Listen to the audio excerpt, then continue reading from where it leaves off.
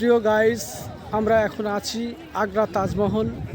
সেই সুন্দর তাজমহল দেখুন, আপনারা দেখুন এবং আনন্দ উপভোগ করুন সেই আগ্রার সেই তাজমহল। এখানে আমাদের সাথী ভাই আছেই। আপনারা দেখুন, খুব সুন্দর জায়গা, খুব সুন্দর বিউটিফুল প্লেস। আপনারা কেউ যদি চান ঘুরতে এখানে আসতে পারেন। তাজমহল, এই সেই আগ্রার তাজমহল।